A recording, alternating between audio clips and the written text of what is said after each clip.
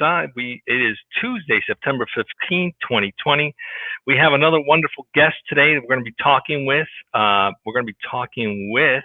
Reggie Yativ, who's the Chief Revenue Officer and Chief Operating Officer at Agora.io. Hi, Reggie. Welcome to the show. We're looking forward to speaking with you. Thank you very much. I'm really happy to be here. Great. I'm also joined by my co-host, Carlos Ponce. Hey, Carlos, welcome back. Thank you, Tulio. Appreciate it. All right. So let's get right into it. Before we do, we're going to be talking about real-time engagement today in the healthcare space. But before we go into that, let's get to know you a little bit, Reggie. Please tell us a little bit about yourself. Well, as you already mentioned, I'm the CRO CEO at Agora Lab Inc. I'm basically overseeing the global expansion of Agora's team, but most of all, what's important for me, I feel particularly blessed being part of Agora that is genuinely transforming the way people connect. It is the most important element of, I think, of what we do. We're helping people connect to each other. We're helping people engage in a unique way, and we can talk about that in a minute a little more. Well, I personally come from the software business, been in the software business for many years, actually over 15 years, actually a little more. And Agora is actually, if you look at Agora and what we do, is predominantly about using or leveraging very sophisticated software algorithms to power that engagement. And we can talk about that in a minute. Great. So thanks for introducing yourself. Tell us a little bit about Agora. What gave birth to this idea? What was the thing that the founders were trying to solve and are solving in the marketplace? Tell us a little bit about the company. Yeah, that's a wonderful story. So Tony Zhao, our CEO and founder, is in that space for over 30 years.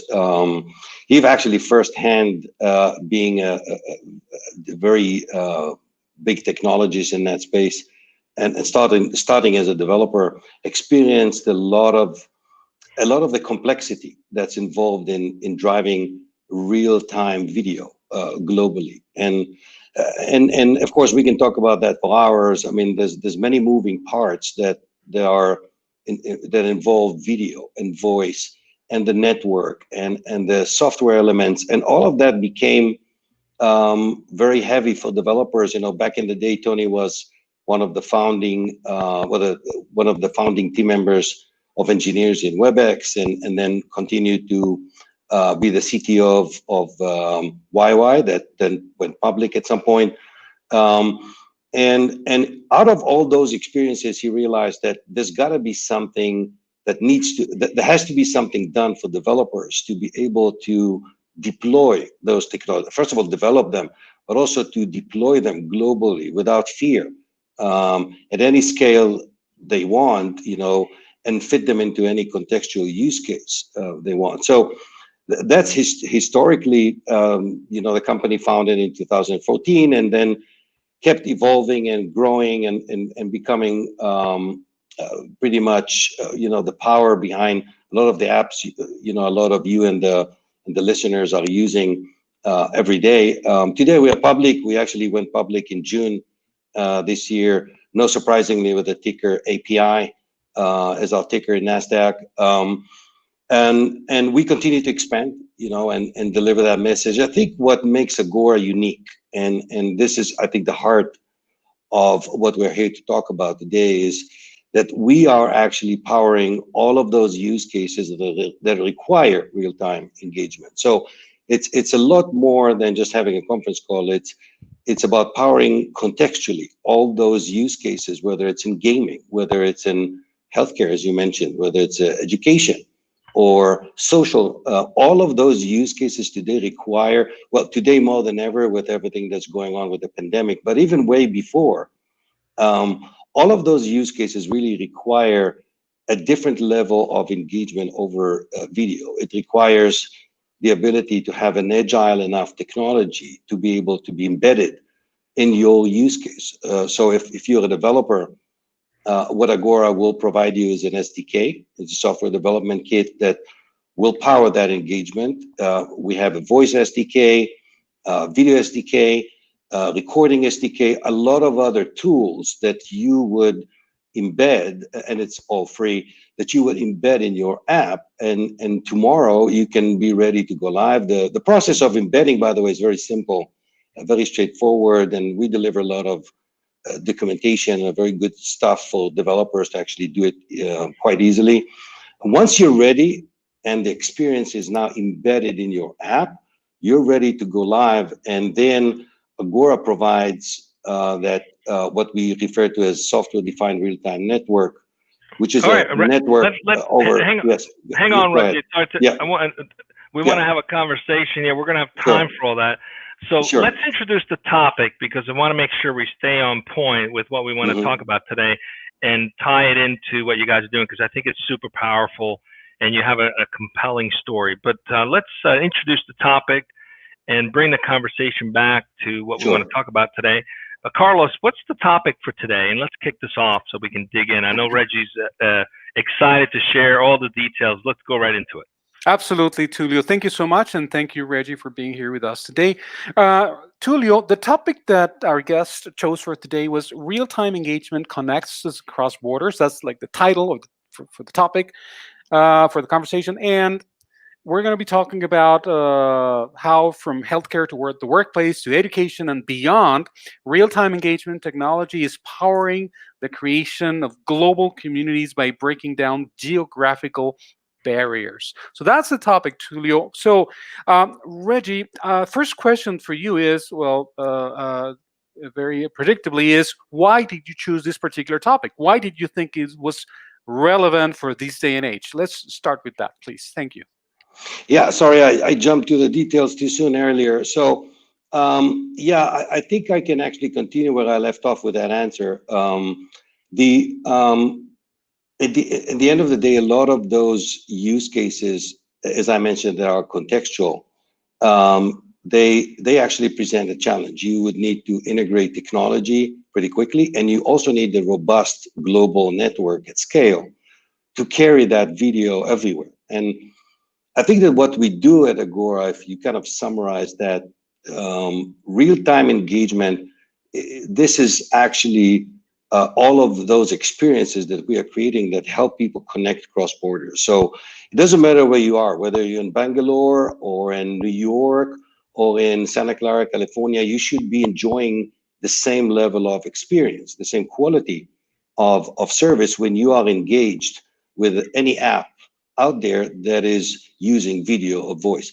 And I think that's the key message here, is that by leveraging those live interactive video tools and voice tools, by leveraging a network that is strong enough, and by making sure that you can put all of those tools contextually, you're actually facilitating across the border connection between people. And that has a lot of impact, whether it's business or social, etc. We can talk about use cases later. So let's break that down a little bit, in simpler terms, right? Let's assume some of the audience are not tech savvy, but are interested in understanding how this works. So can you walk us through a typical client? How do they leverage your technology? How does it go into their ecosystem? What does their ecosystem look like? Can you break that down for us? It'd be great to understand how it all comes together. Yeah, let me choose education first, because I think we can go a little easier with that. New Oriental, which is one of our larger customers, have actually taken real-time engagement tools, and those are all the tools I described earlier, all those SDKs, package them into their offering, and basically able to offer millions of students, no matter where they are, in what environment they are, in sort of as we call it, a ubiquitous way. So whether they're using a cell phone or a laptop or a tablet or anything else, they were able to take those tools, embed them in their app, and enable a real-time classroom experience. And it may sound sometimes very simplistic, but the use cases in the classroom could be quite complex. So you have, for example, one teacher talking to many students, or you will have a need for a more intimate setting of a classroom, let's say a teacher and 20 students. Or during the classroom session with 20 students, you need to talk to 2 students separately. So you can break out into a separate video room, talk to those 2 students, and then come back to the other forum. The the experience here is basically have multifacets, multi-dimensions, and this actually creates real-time engagement. It's not just a teacher looking at students or students just listening to a teacher. It's the interactivity, is the live interactive aspect of it that creates the educational experience. Does that make sense? Yeah. So, okay. So I get to have the ability to do something in a broader scale, but also one-to-one, basically. And how does the technology facilitate that? Is there some kind of intelligence built in to identify those who need more of that interaction, more of an intimate setting? Or does it make recommendations based on people's input or participation? How does it help the client, fulfill this dream, this desire to, have interactive sessions that break down these barriers? Yeah, I'm glad you used the word dream. I use that a lot. I think we work with developers many times that we think about it. I mean, the developers are the key audience for us to actually enable those dreams. I think it starts truly from the process of ideation together with our customers. So they actually explain to us what they want to achieve. Then we identify the set of tools that are suitable for that use case. For example, if you have large audience, really, I'm talking millions. It could be millions, or it could be thousands, or it could be a more intimate. But let's say a large audience, you need to make sure that if you want to create engagement between the audience and the host and the content itself, a latency level needs to be low enough on the network, and that's what Agora does on power. So together with the developers, we design together the experience.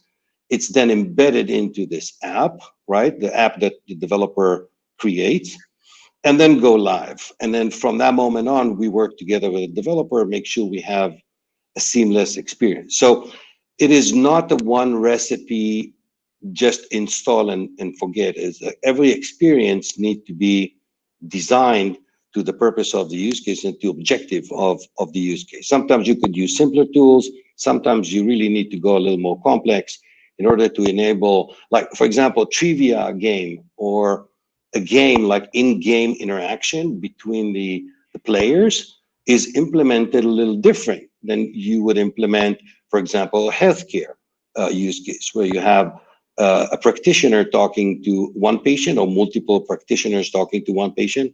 So the mechanics is different, but we provide all those building blocks and work together with developers to make it happen. I hope I answered your question. Yeah, so I'm curious. One of your taglines as a company is to enable meaningful human connections. All right, it's not just about having a connection. So, can you give us a little bit what the intention behind that, and how are you accomplishing that?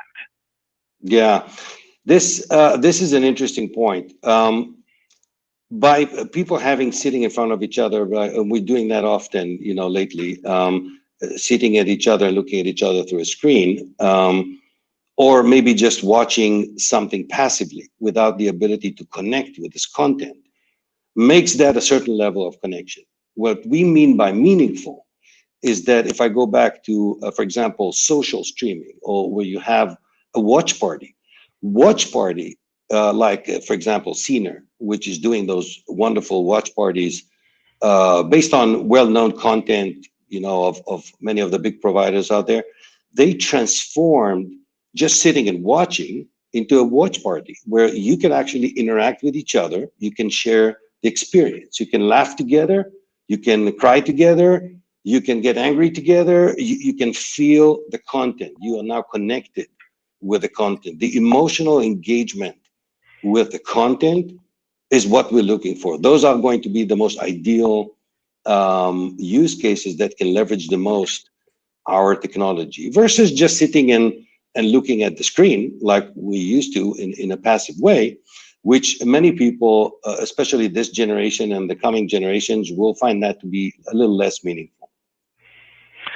So let's see if I've captured this right. And this sounds incredibly compelling. I've always believed when social media began that the ultimate nirvana, if you will, of social media would be that I wouldn't have to go to a network to connect with people. I could be on a basic website and interact with a community virtually right away about a product, or I have a question, or literally have access, have my point and click, whether I'm on an app or on a web browser, to a community that's there right now that might be able to contribute to my buying decision in the case of an e-commerce situation. Is this ultimately where you're meeting the consumers or the users where they are, instead of asking them to interact via established platforms? In other words, any web application or browser can turn into a social tool for interaction for any company at any given moment. Am I capturing this right? Is that the vision of what you guys are doing?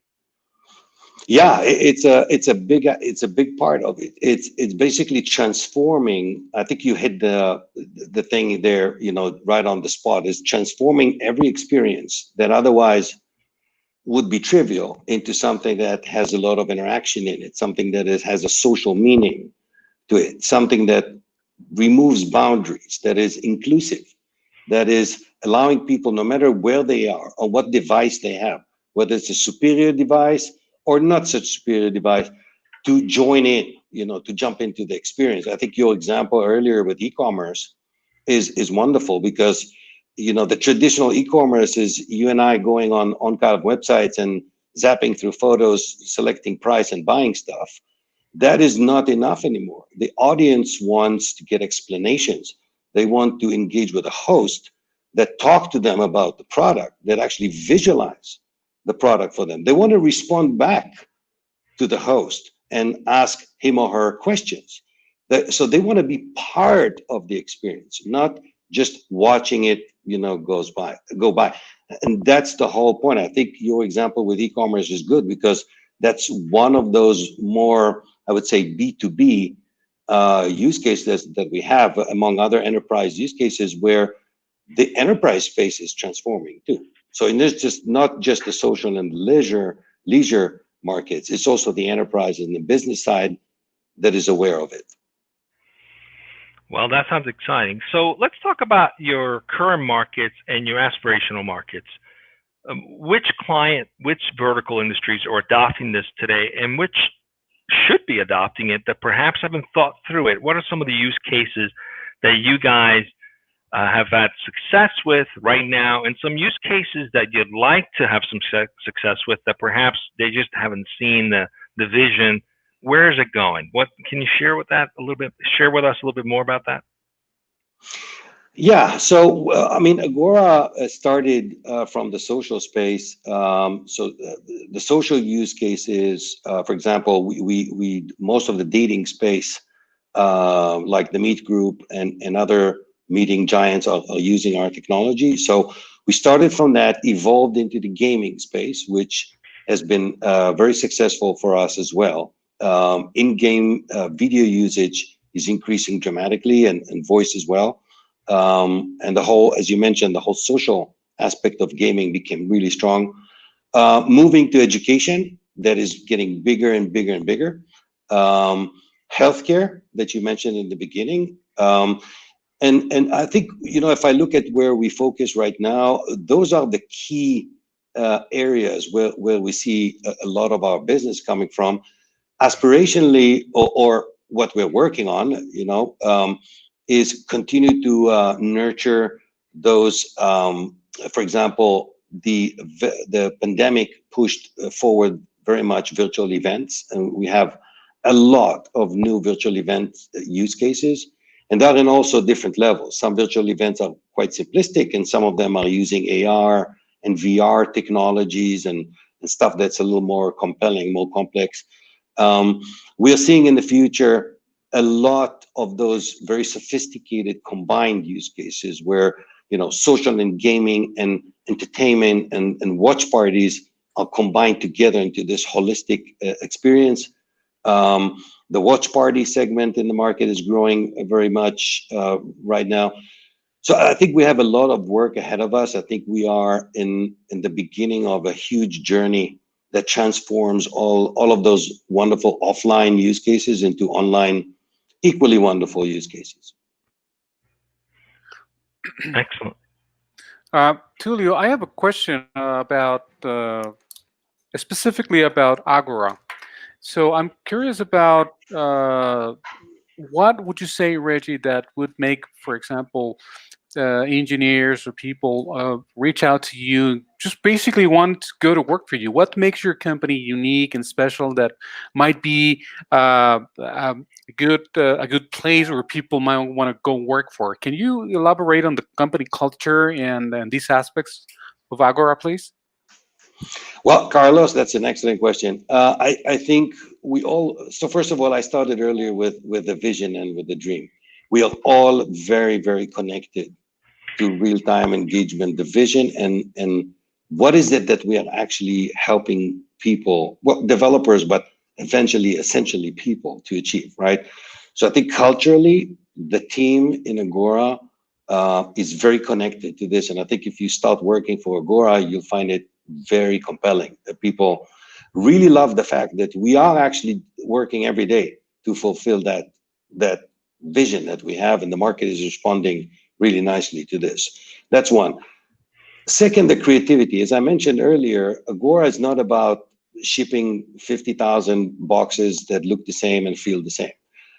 Every use case brings forward the creativity of the developers, their ideation, their ability to invent new stuff. So as you and I and Tula was speaking here, there's probably like 5 new use cases that we didn't even think about to use real interactive video for. Like we don't even know some of them, and they are actually coming to us. So I think engineers here with their genuine curiosity and the natural curiosity, they have a lot of fun working with their peer developers to develop those experiences. And I think that the final thing is that we are cultivating an open, transparent, straightforward, dynamic culture. You know, internally we debate everything.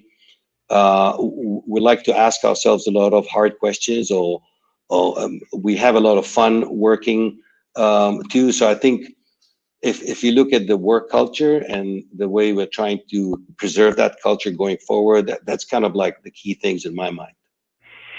Sounds like a great place. Sounds like a great place to be. Anytime you can be creative and create something that represents your own vision, that ties into some use cases someone else hasn't thought of. That's a great place. I have a use case for you guys. I would love the ability for in these live video streams where audience could watch and pop in and ask a question and like literally chime in on a video without having to send the same link that we send to the guest. You know, maybe someone's listening, they can reach out to you guys and say, hey, you know, that's a good feature to have. We should have these guys build it for us. So Yardstream, if you're listening, reach out to Agora because they might have a solution for that. So we're coming up on time and we're wrapping up. So Reggie, in your journey through with the company, you know, you just went public in June. What a crazy time to do that right now, right? But congratulations in achieving that milestone. You know, obviously things change from when you're a privately held company growing, hustling to build a business, proving yourself in the marketplace, to then having to serve the expectations of Wall Street and you know, the financial markets. In your experience, is the company going through some of that now, and how are people adapting? What's working to get people continue to stay excited, to continue to have that creativity while also meeting those quarterly objectives that now you guys face? What's working for you guys? Well, quite honestly, we were busy fulfilling our dreams and objectives and quarterly targets even before that milestone in June. Honestly, we're really looking at the IPO that ended up at the end of June as a milestone. And sometimes when I talk to the team, we really look at this as the beginning. We believe that this is the beginning of a much larger transformation in the market, of uncovering a much bigger opportunity that will gradually, step by step, with our customers and partners, uncovering. I think, I can't, I would lie if I say that we're not changing also, but just by power of growing and adding more people and more business and expanding internationally. Of course, we are changing. But as I mentioned, I think one of the pieces that makes us, will continue to make us powerful, is the fact that we really believe in what we do. We see that what we do really impacts people, really help people to achieve a lot of what they wanted to achieve, whether it's education or healthcare or social, or just finding someone to watch a movie with, or very simple dreams or very simple things.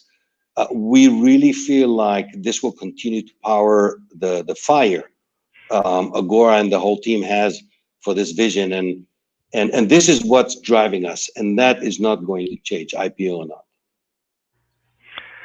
Well, congratulations. That's good words of advice. Either you're very customer centric focused or focused on solving problems or changing the world. That's one unifying factor for organizations. So thanks for sharing that with us. We wish you continued success. Hopefully those who are listening will take advantage of this platform. It sounds like a fantastic way to build community, even if you're a B2B company. So thanks for joining us today. And Carlos, what do we got coming up tomorrow and Thursday? We got 2 more shows. Yeah, we got 2 more shows, Tulio. Tomorrow we'll be we're going to be having a conversation with Anita Kumari, the founder and chief strategist of Happiness Factors, which is a platform that focuses on digital health solutions for the current day and age. So that's going to be tomorrow, and the topic will be: how do emotional intelligence, mental health, and wellness impact leadership effectiveness and productivity? So that's tomorrow, Tulio. And then on Thursday, we'll be speaking with Enrico Palmerino, the CEO and founder of BotKeeper, which is an automated accounting platform using human-assisted machine learning and AI, with the topic: how accountants are supporting 65% more clients with AI, or the accounting alphabet. A is for artificial intelligence. So those are the 2 remaining conversations of the week, Tulio. So I encourage our guests and viewers to join us tomorrow at the same time right here on DojoLIVE, 1 p.m. Pacific. See you soon.